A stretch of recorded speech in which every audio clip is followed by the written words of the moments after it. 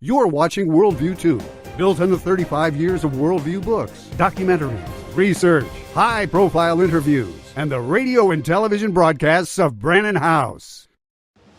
Colonel Rob Maness has a lifelong record of providing dedicated service to this nation. Having worked his way up from the enlisted ranks to full colonel, he served our country for more than 32 years. He has served as a bomber squadron commander, bomb disposal technician, Joint Chiefs of Staff Operations Officer, assisted the National Security Team with the campaign plan for the global war on terror. He authored the first theater nuclear war plan and served as the Vice Commander of America's largest airborne intelligence wing. Colonel Rob Maness is a true American hero.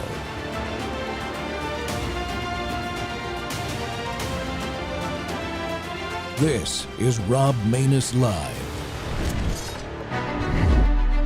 Since September 11th, 2001, we've lost over 150,000 veterans to suicide.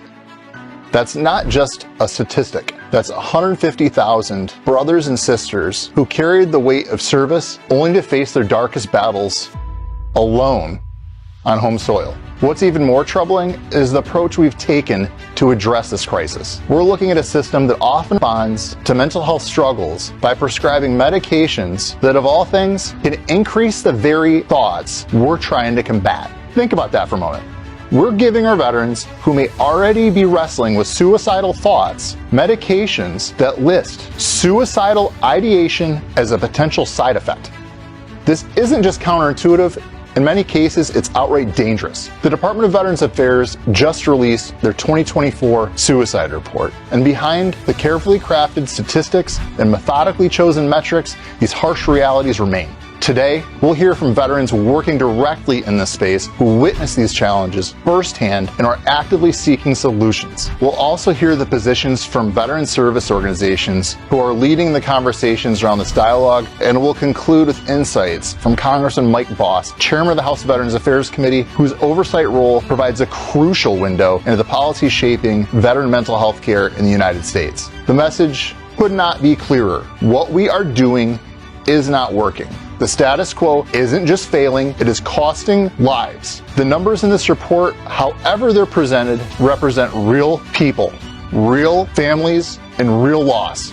It's time to have the courage to try something different, to be truly honest with ourselves about the care we're providing to our nation's veterans, to explore alternative approaches that treat our veterans as whole human beings, not just collections of symptoms to be medicated. Where lies the truth?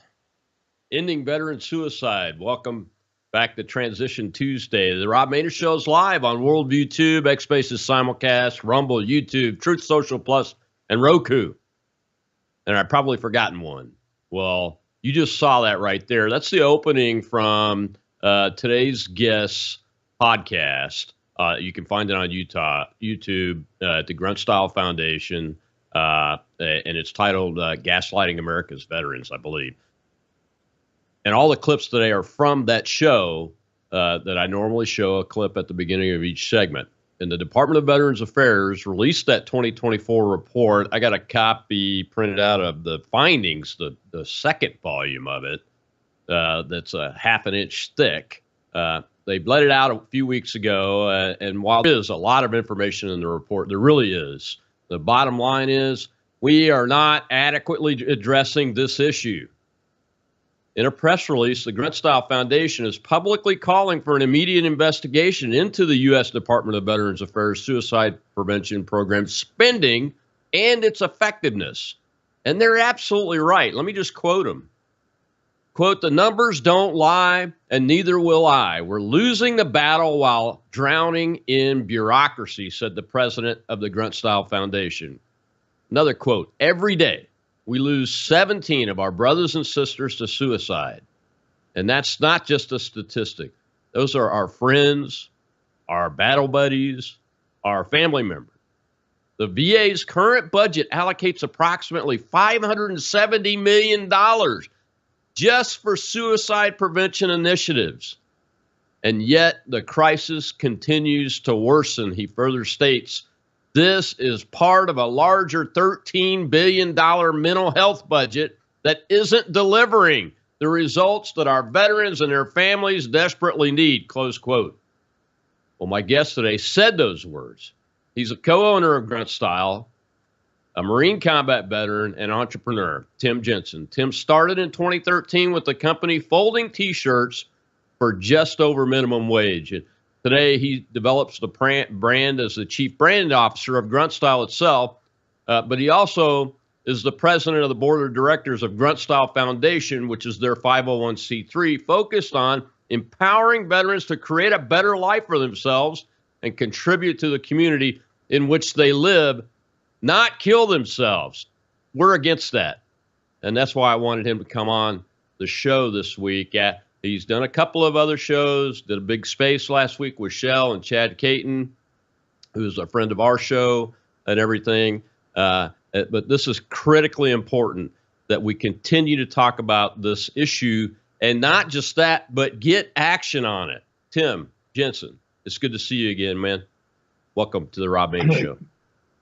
Colonel, it's great to see you again, and for those that are keeping track, the Colonel and I, many years ago, we took a ride once around D.C. and liberated every one of the national monuments during sequestration, and took all of those barriers and threw them into the White House lawn. And I'm very proud of that. That was one of the very first things I did for Grunt Style, and here we are, many years later, fighting another fight. And this one is just as big, just as impactful, and has the ability of impacting just as many lives. That's right, man. I'll never forget that October, the Million Veterans March. It was kind of a foggy morning and cold, and you guys roll up in that car in front of the subway, which the opposite of the guy that ran my political campaign that year, a U.S. Senate race, was above the subway there, just upside of Capitol Hill there, and opened the trunk, and there's my T-shirts. The first Grunt Style T-shirts I've ever bought was a mass order for the U.S. Senate race that Rob Maness ran, and I met all you guys that day, and then we went and did the march, and the rest is history, man. And it is history. I mean, that was in 2013. My gosh. Yeah. I'm getting a lot older. You're not aging at all. I noticed that when I saw you guys in person a while back. But, man, I'm so glad you're doing this because you're taking this brand and this little company that was started by you guys, by veterans, is run by veterans, and you're making inroads into this, and I just am so pleased and blessed to have you on the show to talk about this report and talk about. I don't know if you heard my intro, but I use a clip at the beginning of every segment. All the clips come from your Gaslighting America's Veterans show that you did for I think 2 hours and 40 minutes or so with those great guests. So we don't have to talk about what's in the clips. We can talk about whatever you want. But this report, man, I can see why you're calling for an investigation. And I told the crowd before that was listening on Spaces before the show started that go get a beer or whatever your favorite beverage is, sit down in a quiet room with the door closed and watch this show, Gaslighting America's Veterans, that Grunt Style Foundation put out, because it's going to make you angry, but it's also going to open your eyes. It's absolutely incredible. We've been looking at this for some time. The foundation is only 3 years old. However, from the work that Grunt Style has been doing, well over 15 years now, suicide has been in the front seat of our work for the very beginning. Like it was some of the very big first issues that we were working on, and here we are today. That the problem is still as dire as it was then, if not worse. We're far more people dying on an annual basis. Far more money is being spent on this than it was back then in 2013, and the outcomes are no different. And I have to ask myself the question, like, what the hell is going on, right? If we look back at, the line was struck in 2001. That's when the VA started saying that they're measuring veteran suicides. And from 2001 to 2020, we didn't hear anything, right? We just heard 22 a day, push-ups, awareness, awareness, awareness. And then they started, developing these suicide reports, and a picture started to be painted. Well, here we are, 2025, the VA, is 2 years, these reports generally lag 2 years. So we're not getting real-time information. And the information that we are getting is just, it's dire. It's obfuscated in a bunch of layered language that the average veteran would never be able to get through. I honestly don't even read it any longer now with the advent of ChatGPT. I just ran this thing through ChatGPT and said, "Give me the summary," and it pooped out everything I needed to know. That they're still not talking about antidepressants and psychotropics inside of the report. They're not talking about any of the meaningful data that they have at their fingertips that they just won't release to us, like how many people are, how long have patients within the system been on psychotropics, right? How many of them are committing suicide while on these medicines? They don't want to release that information. So we had to go out and start mining the information ourselves. And the first thing that I did was I hired a professional, and it was by the name of an individual by the name of Derek Bloomkey. He's been working on this issue for well over a decade. Has all of the data that the VA is hiding, and we started learning a lot of weird and frankly terrifying statistics. Here's one for you: 68% of all of the individuals that are currently in the VHA care, meaning they're enrolled in the healthcare program, 68% of them are on psychotropics. That's about, wow. That's a big number. A big number, right? Yeah. And of that, then you got another 25% of those individuals that are on antidepressants. So, what is the strategy that we are developing and deploying within the biggest medical system in the United States, if not the planet, that is treating more than half of the cohort with poison or pills that are psychotropic in nature, that affect the mind, to balance the chemicals of the brain, and often increase suicidal ideations when you're participating in using these medicines. But we believe, or the VA and its strategies of deployment of these medicines, feels that it is the best foot forward in combating these issues of TBI, anxiety, PTSD, all these different things by the cocktail of medicine I use loosely, that they prescribe. This is no different than what we saw years ago with the opioid epidemic. In fact, the numbers were almost very similar. It was something to the tune of 68 to 70% of those inside the VHA were addicted to opioids, and they drove that number down to damn near zero.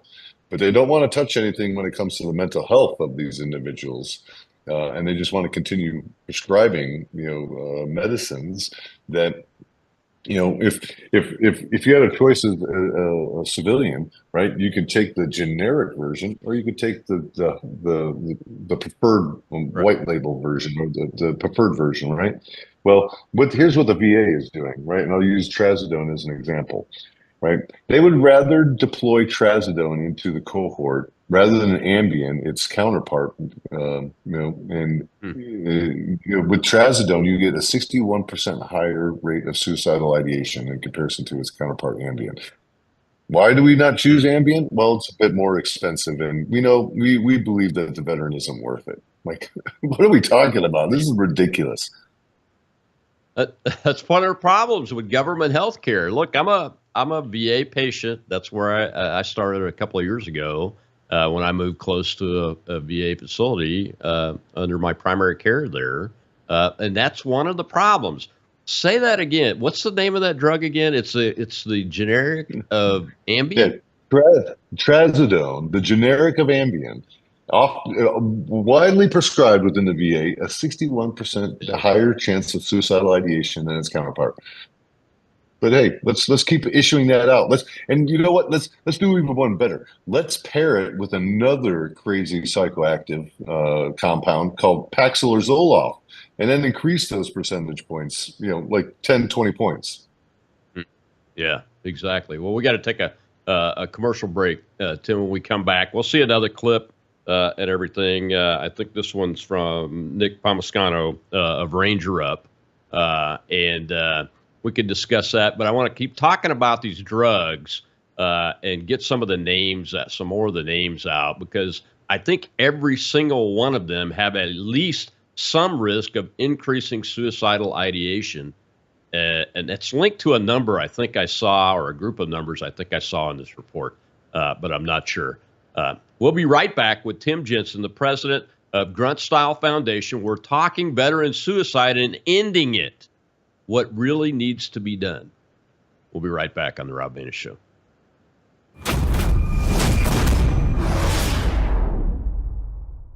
Hello, I'm Brandon House. I want to thank you for all your support at wvwfoundation.com that helps make possible pushing out 24/7 content for free.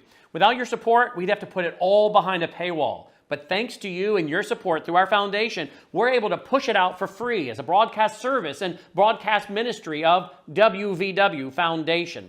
Please consider going there and setting up an automatic monthly contribution, or go there and make an occasional contribution. If you prefer to support us through the mail, you'll find our mailing address there at wvwfoundation.com. You can also call and make your contribution over the phone by calling 901-825-0652. That's 901-825-0652. Again, all these details are available at wvwfoundation.com. Thank you for your support as we try to help people around the world understand the times through the lens of a Christian worldview.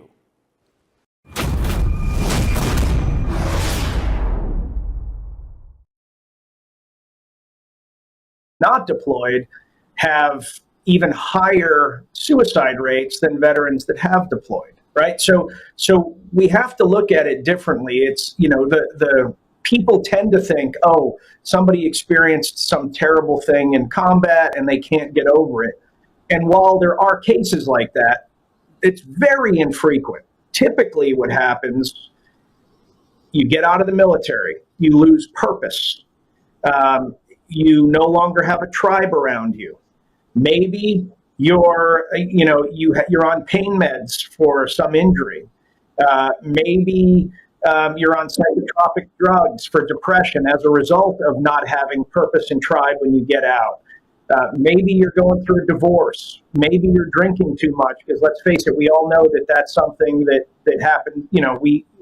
Most of us have suffered from drinking too much as a result of being in the military.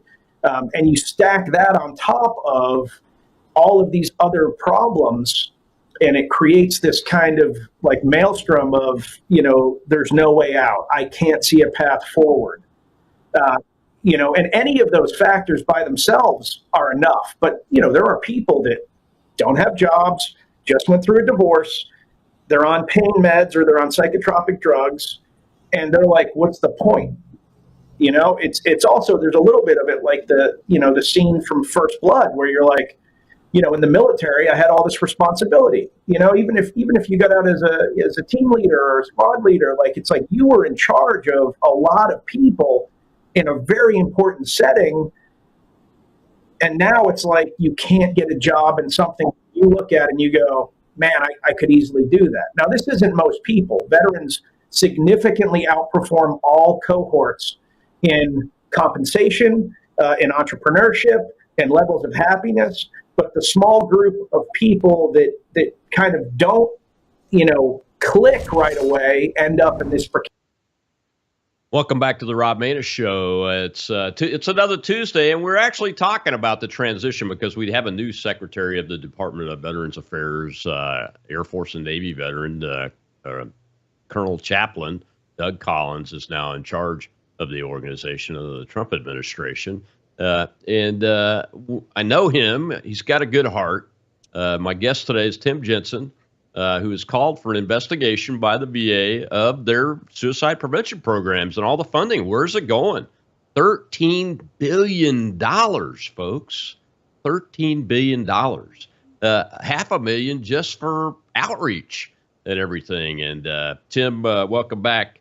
Nick was talking about the root causes of these conditions. He wasn't talking about how people kill themselves. And it just seems to me when I read the report, and I know what's not in there. You've mentioned a couple of things about what's not in there, but it's like we're throwing pills at the symptoms instead of actually reaching in, getting into these minds, getting into their lives, and sorting through and go through a root cause analysis in order to find something that can help them get to a solution that's not going into a room and killing yourself. Yeah. Unfortunately, an unpopular opinion, and I'm probably not going to make any friends on when I say this, but it's more of the same of the American medical system treating symptoms rather than the root cause, right? And that's what we found layered within the suicide report is means reduction, and rather than root cause analysis. We don't want to take the hard look at what's causing these circumstances, right? And Nick Palmisano, great friend and a really, really awesome individual that is, been in the veteran community for a long time. So he's seen this as much as we have. When he says that, the combat experience is that much, it's minuscule in the grand scheme of things when it comes to PTSD and all the other symptoms, right? Because what we're not recognizing is that the veteran, most likely coming from broken home America, is bringing luggage with them into the military. And then when all of these things, these stressors, and pressured environments collapse upon the individual, and those safety environments are broken when they leave service, all that erupts and comes to the surface for that veteran. And 9 times out of 10, we see a lot of pain and suffering, right? And then we've also understood that there's this correlation between inflammation and pain, right? And then going from managing that pain straight into addiction, which often leads to suicidal ideations and death, right? So we've got a couple things that are really affecting the veteran. But the thing that the VHA thought was more important in their 2024 National Suicide Report was putting in there that 73 is important that we lock up our guns. 73% of veterans need to lock. It's the highest form of killing. So no, it's not. Listen, the gun is the means. Right. What is killing us is all the problem of our own mental health and the lack of ability to sustainably address it with things that aren't going to make it worse, like Paxil, Zoloft, all of the medicines, and again, like there are. I got to be very careful when I frame this up too, because I don't want to be reckless, right? I'm not saying that these medicines don't have impact on individuals that need it, but the way the strategy in which it's being deployed within the current system and the people that are receiving the benefits of these medicines, they're often being overprescribed and not being monitored while on these medicines, which often lead them to crazy outcomes. Case in point, right? I have a dear friend, a corporal in the Marine Corps, multimillionaire, had several businesses in the city of Chicago, really well off, children, family, whole 9 yards, goes to the VA for smoking cessation because they market that. And then, they let if you want to quit smoking, come to the VA. We got a program for you. And they get him on Wellbutrin, and he was dead, not too far after that, because he shot himself in front of his family with a shotgun. Like, that is ridiculous. And there's two other families that we came across within the last month that the same exact experience happened to them with Wellbutrin. So when we are looking at these profiles, these risk profiles that these medicines carry, and we're not having those conversations with the patient, that's criminal. Right. So, I can sit here and cast stones at the VA all day. And, listen, there's some really great people in the VA, and there's some great VAs in around the country, but there's also bad people in the VA, and there's also bad VAs in this country. And we need to clean these up. We need to root out the people that are not doing their jobs. We need to clean up all the money that's being, spread around like like we're drunken sailors in port, and figure out what is actually working. There's over 40,000 veteran service organizations in this country. 40,000 of them. You would think that we would have solved veteran suicide 10 years ago. But here we are, over 156,000 of us that we can put our finger on, right? Because, the other devil in the details is there's only about 12 states in the country that are reporting suicides that we're taking these numbers from. The vast majority of the country don't report these suicides. So the number could be, and is thought to be, somewhere in the realms of 60 to 80 a day. Right. Yeah. Yeah, it's one of my guests on from a few weeks ago. I'm trying to do one show a month minimum on this issue. Thinks that it's around 45 or 50 himself. That's what he was talking about. And there's a segment in the podcast that I'm pointing people to that you guys did that talks about the data and what's probably missing, what happens at the local coroner level, et cetera, and those kind of things. Because there's a lot of not all veterans are in the VHA system. But I gotta ask you this, Tim. You guys had a discussion a couple of times during the show that talked about, and I hope I got this wrong because I said it. I'm a VA patient. I'm very satisfied with 99% of the care that I get. And I've been on SSRIs before. I took myself off of them because I thought they kept me on it too long and they didn't ask me for updates. So you touched on those points, but is it true that I gathered this information correctly from the report and from your broadcast that says that you're a patient in the VHA system, the Veterans Health Agency system, your suicide risk is higher than if you're not? Yeah. Is that because it's mind blowing, isn't it? That they would actually put that information forward, right? And without all the other data that they need to tell their story, because that completely opens the flank for people like me that are just going to get loud and be like, "What?" and point exactly to that, like, "You guys are wrong. What are you doing? What are we doing to solve this situation? Why is that the case?" Right? And they say that on one hand, and then on the other hand, they're saying when veterans are together, they heal together better. Like, stop blowing smoke on my butt. This is ridiculous. Like, what is it? You can't talk outside both sides of your mouth here. Yeah, well, I think it gets back to what the clip I showed of Nick talking about the root causes versus going after the means and the gun thing. I have a problem with going after everybody's guns myself. It's ridiculous. Mm-hmm. That is not the issue.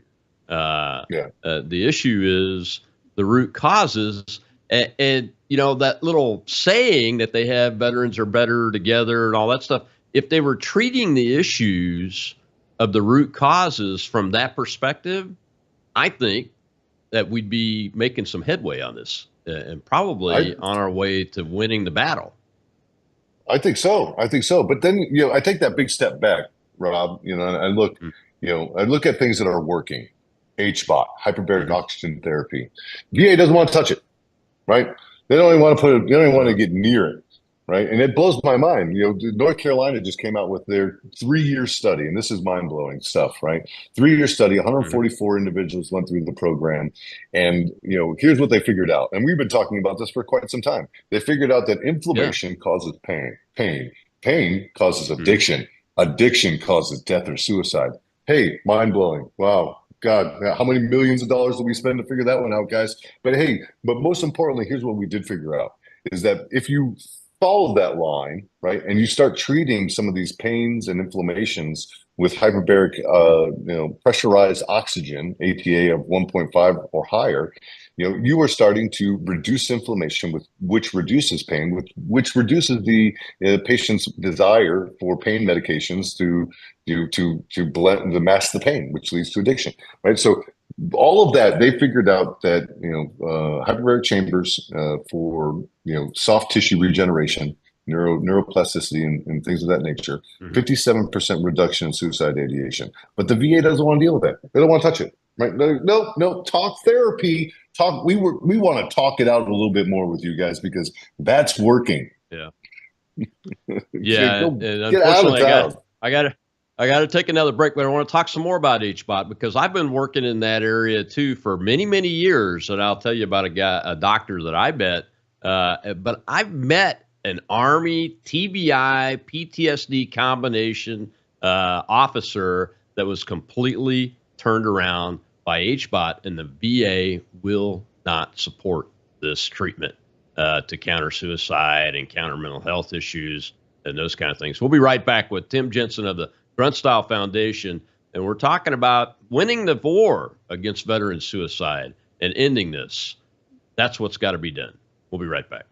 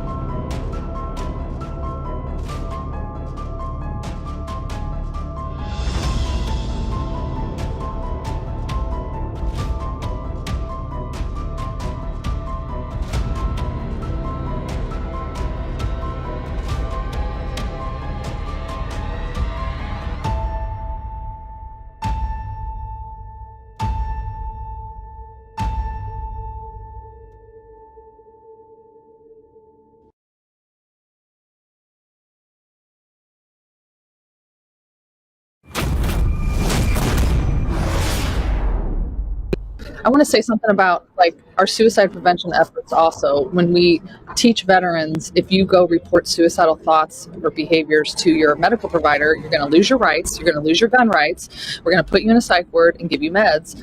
That is actually coercive and punitive. So like the veteran learns, stop telling these people that you're suicidal. And the medications have side effects for suicide, especially for young men. It's like it's staring you right in the face.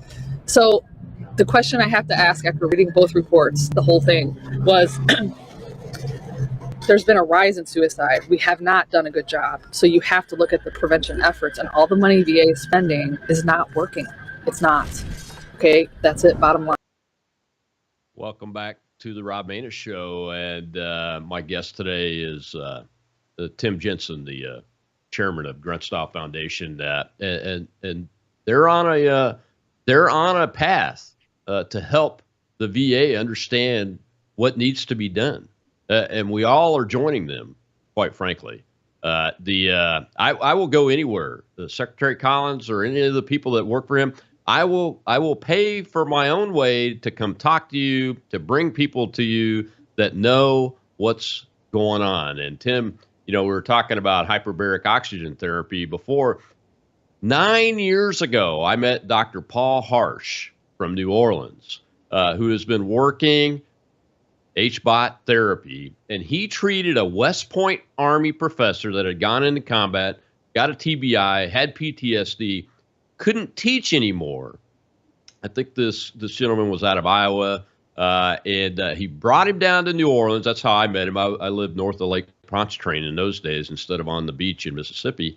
And Dr. Harsh treated him, went through a course of treatment with him, I think 11 weeks or so, and it completely turned him around. He could teach again at West Point. And the pain subsided. The amazing thing, and you mentioned it kind of briefly before we went to the break, is that he showed us the charts of the neural network of his brain before and after.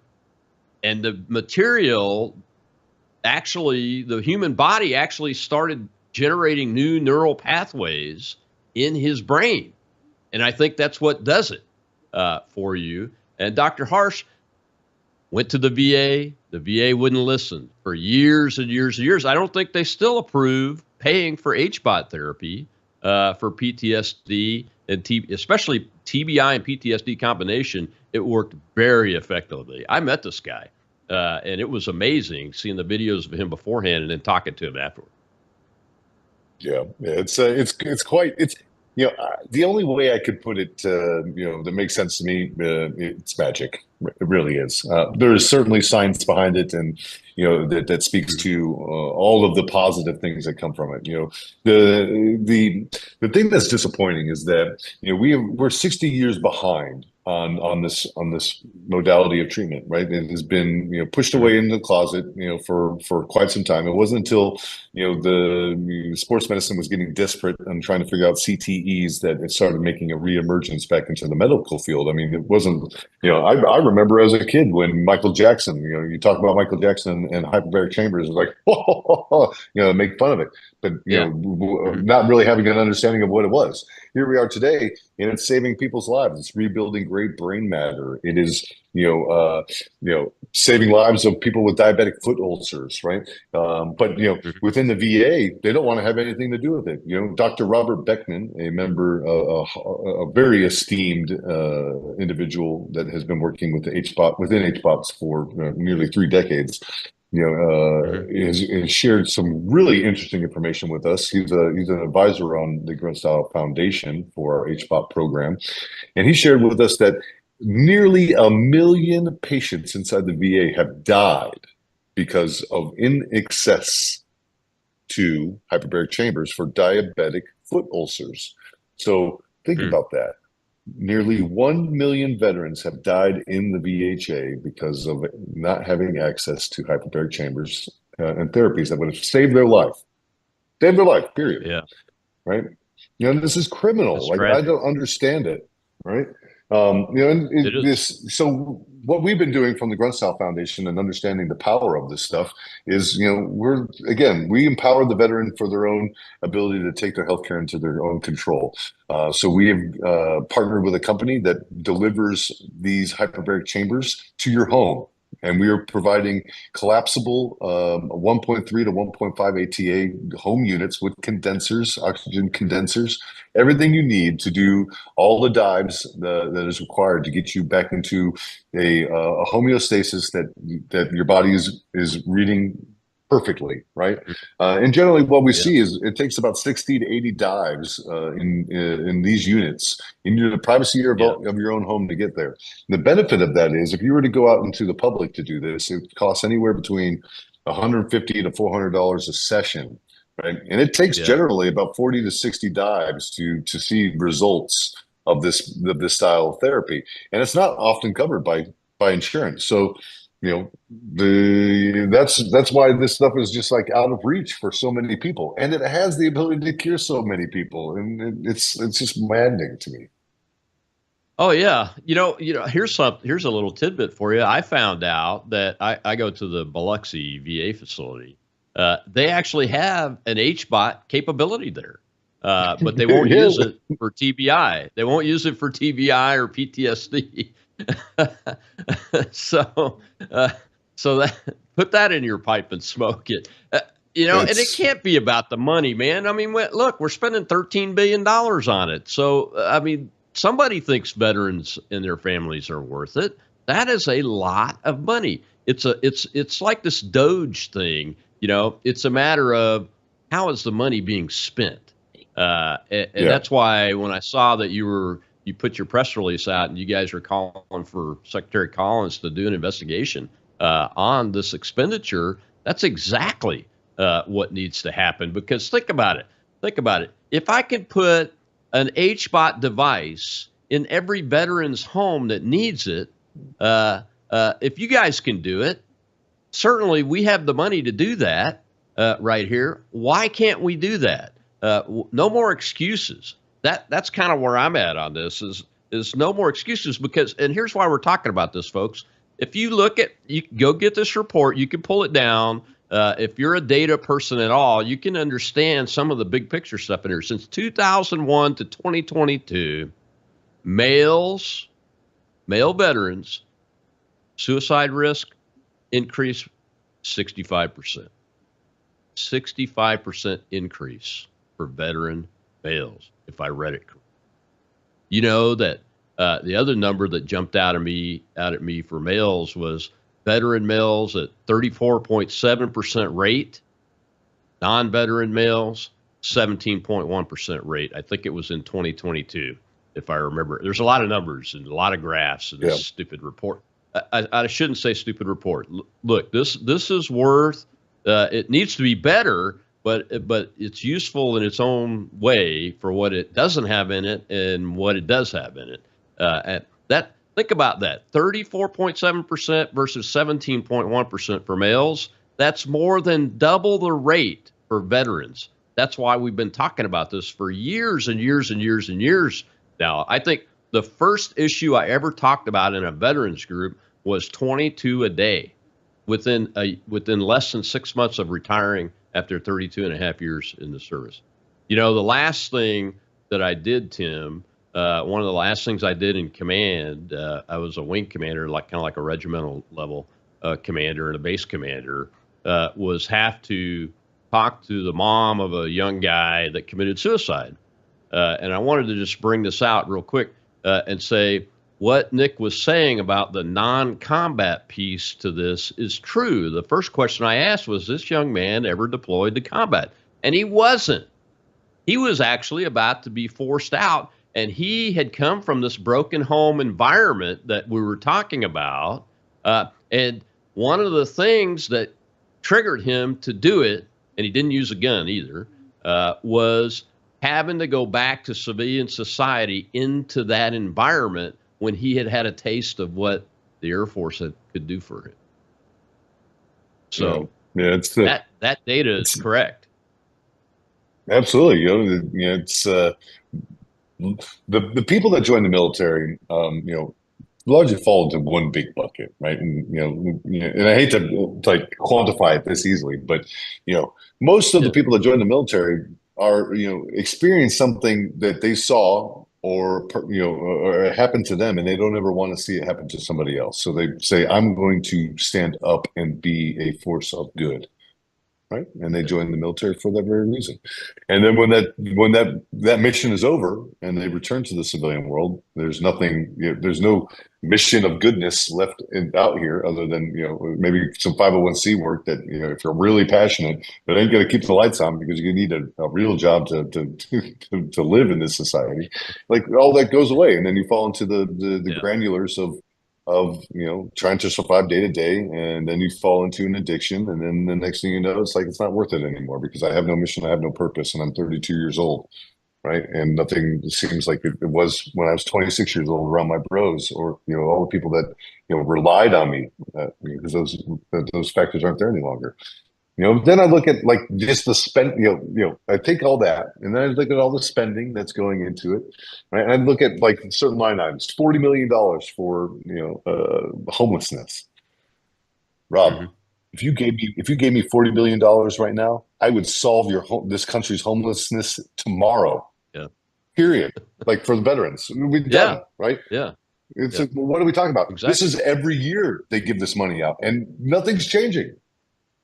What do we? So, we all this money is going towards great things, right? The what they say, the road the road to hell is paved with good intentions, right? And we are on the road to hell, and we watched thousands, hundreds of thousands take their life from suicide. We've seen tens, if not hundreds of thousands, die from burn pits, along those way, Agent Orange and all the other things that our government is exposed to, right? And so this path for the veteran just ends in death, regardless of where the path is taking us. So it's either we take control of it now and we say we're no longer going to deal with this, and we're going to stand up for our individual proxy and agency and say we demand better. Or we can continue doing this, and when our sons and daughters get conscripted into the military because nobody wants to join any longer because the health of the nation is piss poor, because if we go back to the time of George Washington, he firmly said you can judge the health of a nation by the way it treats its veterans. Well, if the path keeps going the way that we're going now, we won't have a veteran class any longer because nobody wants to join it because. For what? To see your life, ground out into dust or be addicted to something or die of cancer or exotic cancers or going off and doing the things you're asked to do.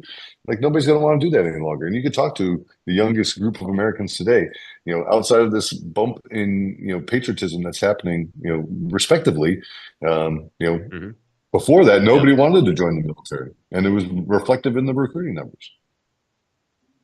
Yeah, and I appreciate the bump we're getting to of patriotism that's coming out, but soon the path will settle back down to what you're talking about, Tim. We got to take our last break. When we come back, we'll talk some more about this.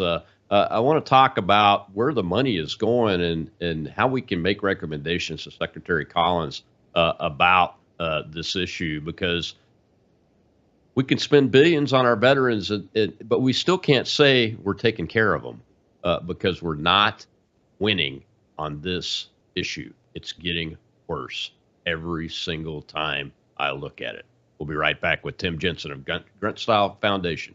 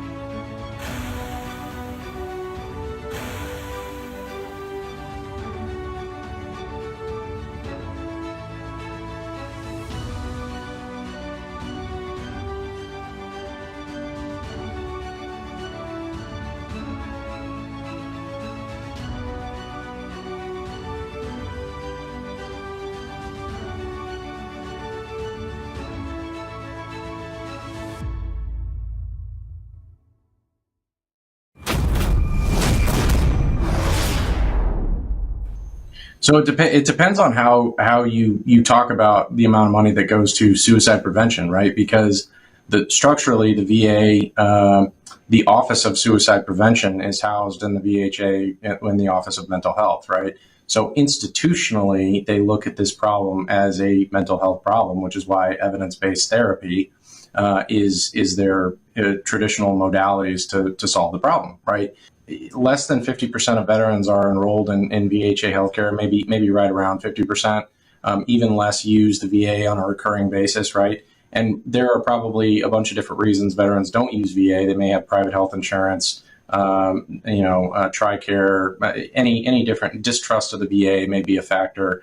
But like, what are you doing if you want to be holistic about your approach to this, you have to have effective outreach to veterans, right?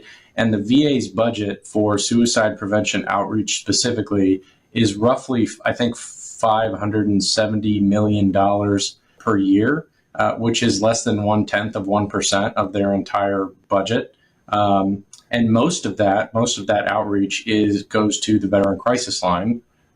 Some of it goes to a program called under the Commander John Scott Hannon Act. There was a Staff Sergeant Parker Gordon Fox grant program that provides up to $750,000 a year for local organizations doing suicide prevention, which I think is a good approach because you have local organizations on the ground that are not, veterans won't necessarily directly associate them with VA, but they're doing the work. They have the trust of local veterans, which is also in line with the VA over the years, getting closer and closer to the community outside of medical centers, CBOCs, vet centers, that sort of stuff.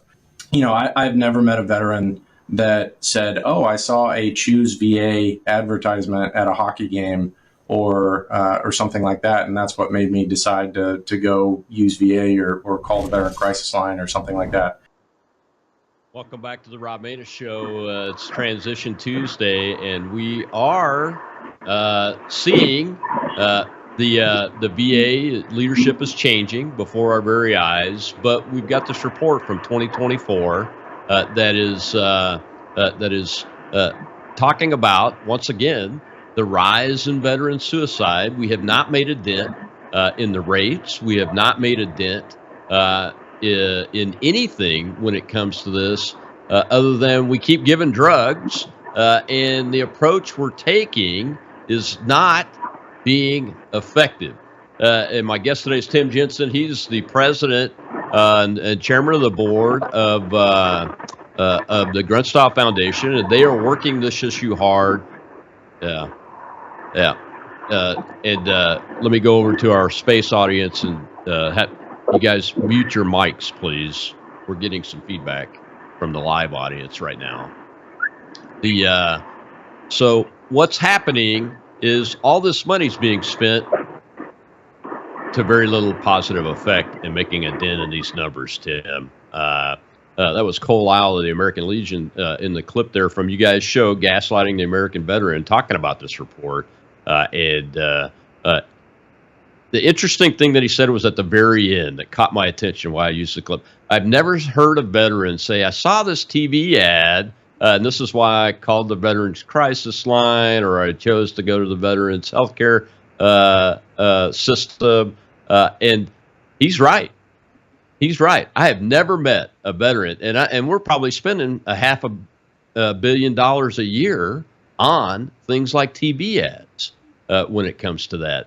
And it just struck me, and I'm like, and you mentioned something in the last segment, and I think the number is about $347 million going to veteran non-government organizations total in the budget, which is not a huge amount, but it's a large amount when you're talking $750,000 for a little NGO that's a local NGO. But who's monitoring that stuff? Are we auditing this to make sure that they're putting those dollars to the right place according to their mission? What are we doing here? Because the outcome is not. Obviously, it's not where it needs to be, and we've got to get this zeroed out. We've really got to get this zeroed out. At a minimum, get the numbers and the rates to equivalent of the civilian population. That's a good initial goal, but I think we should be able to zero it out because veterans they're phenomenal people. As you said, most people come out and they do well, and they adapt well. But we have this cohort that isn't able to do that or finds themselves in a place where they can no longer do. Yeah. So how do we approach this money? How do we approach the spending piece with Secretary Collins? You got at some point we got to look at you can look at how you spend your money in your household, or you can look at how you spend money in a business, right? There's money coming in and there's money going out, right? So here's what we know is that they get funded with a $1 billion budget, right? And then they start allocating those budgets to where they want to spend it. They've got 9.1 million people inside the healthcare system that they have to facilitate, and inside that, they have 450,000 employees. So that do the math. That's one for every 21 individuals, right? So that's a lot of people. It's the biggest employer on the planet, right? And we cannot if I was in charge of 20 people, right, and it was hey Tim, here's $20 million. You're in charge of 20 people. Just don't let them kill themselves. With $20 million, right. I think I could make that happen. Now I'm making a joke and I'm certainly making jest of the situation. But listen, when you're $570 million, right, and we have a veteran crisis line that nobody knows the phone number to, we are failing, right? I run a business. I'm a $130 million business. I have a substantial marketing dollar that I put out every year, and it's in the excess of tens of millions of dollars. I communicate better to my audience than the VA is on this particular issue. And I'm doing it with less money, more effectively than they are. So where is the $570 million going? So there's a little breakout, and you heard a little bit of it from the BSO that was sharing Lyle. Community-based programs, $50 million going to community-based programs. Okay, cool. What are they? What's the impact? What are they doing? Are they making substantial change? What are their KPIs? Fox Grant eats up a lot of money, right? To the tune that one organization can earn up to $750,000. right? Yeah. What I have seen is these wonderful little equestrian farms that have popped up all over the nation, right? That are not servicing as many veterans as they think that they should be. Is that where our money's going? I think equestrian therapy is great, but are these programs filled? Right? Are they actually? What are they doing? Like, how are they being reported back? Right? We got the Mission Daybreak Initiative. Who the hell even knows what the hell that is? I don't. And I'm like, what's going on? I've never heard of it. Right? Exactly. I've never heard of it. And it's taking substantial dollars. And then finally, the Veterans Crisis Line, like that is taking the bulk, the share, the majority of that, right? And then we get these these kind of lame ass people going out there saying, oh, they fired 1,000 people. Hey, 1,000 people in a 450,000 matrix employment structure. That's not good. It's not going to cause any impact. It's not. You won't even hear that. It's like a fart in a wind tunnel, man. Like, what are we talking about? No here? impact at all. So like, why don't we, instead of continuing down the road of insanity and continuing to spread money into the same programs that are failing year after year after year after year, let's try something novel. Let's try something so profoundly different that it could actually work. Like the HBOT. I don't know. Psychedelics, giving people access to mushrooms. Because you know what I know about mushrooms and psychedelics is that the well over 100 people that I've personally put through these things, they've all been cured, and they've done it one time. They don't have to be on psychotropics and SSRIs and all the other nonsense trash that's poisoning their bodies, and they are able to reconnect with their inner selves and have beautiful relationships with their loved ones again. Things that they haven't been able to do in probably 20, 30 years. So it's like, let's do something different. We have to do something different for the sake of our country, for the sake of our brethren, and for the sake of the warfighter. That that we know that we're still going to attract the best and brightest, most lethal freaking killers on the planet to go fight our nation's battles. That's what we need. And if we don't have that, then we lose, and we'll have more problems than we have to figure out later. Yeah, and I'm with you. I mean, a big part of the recruiting problem is the backside and what's happening here and what we're talking about. Well, we got time for one question from the audience. I do have a hand up over there before we get to the end of the show. This time, I knew this time would go too fast. I'm going to have to get you back maybe next month. We'll do another show. But go ahead, Rob. You're hosting over there. Who's got their hand up? And ask a question real quick. Thanks, Colonel. We have Cookie. Cookie, go ahead. Hey, good afternoon. Is there any mechanisms that are built in within the VA that they try non-controlled substance therapies, things like that? Is there a way that they even do this or to introduce it? And also, when the veterans are getting prescribed this stuff, are the doctors telling them these things will occur and what will happen or what they should do if these things occur when they're on the meds? Good question. No, Cookie, fantastic question. And that, it gets me into this part of the response of our solutions, right? I can sit here again, and I mentioned I can bitch and complain about the VA as long as the day is long, is the sun is on, but that's not going to produce anything for anybody, right? So some solutions that I think that we can go after is one, to your point, informed consent. What is not happening right now is doctors having a conversation with their patients saying, hey, we need to put you on Paxil, but you're also taking a statin. Here's how that Paxil and that statin can interact, and there might cause an increase in suicidal ideations. And these are things that we need to prepare you for and walk and talk through and get you aware of. Those aren't happening. Very easy. We can change that today, right?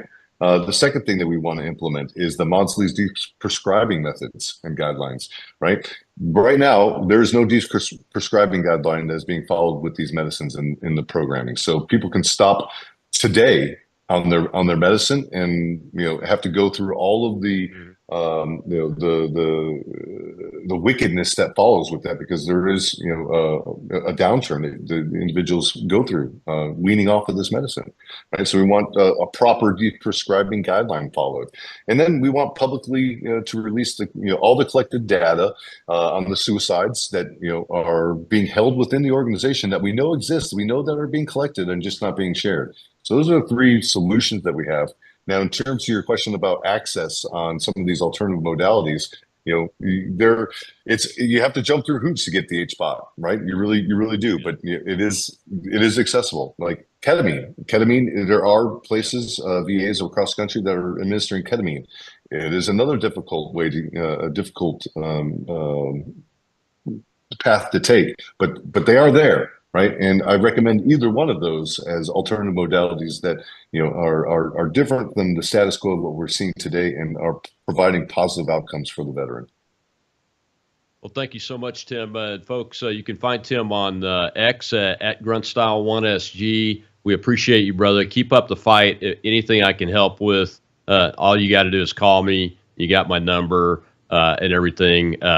And folks, please go donate to Grunt Style Foundation. This is extremely important work. They're doing it. They're getting the HBOT devices into homes of veterans. So we appreciate you. We'll get you back next month and do another show on this because there's a lot of info in this report we need to talk through and get people aware of it. But also, I want to hear from the Secretary of Veterans Affairs immediately. We got to get this done, man. We got to get it done. I'll see you tomorrow, folks, at same time. It's Wednesday. We got a special guest, Neil McCabe, our Washington, D.C. reporter, and he's got some breaking news to talk about a new program that Worldview Tube is going to be airing. And the first half of the show is going to be open mic tomorrow on Whistleblower Wednesday. We got a lot to talk about. I'm Rob Maness from Worldview Tube.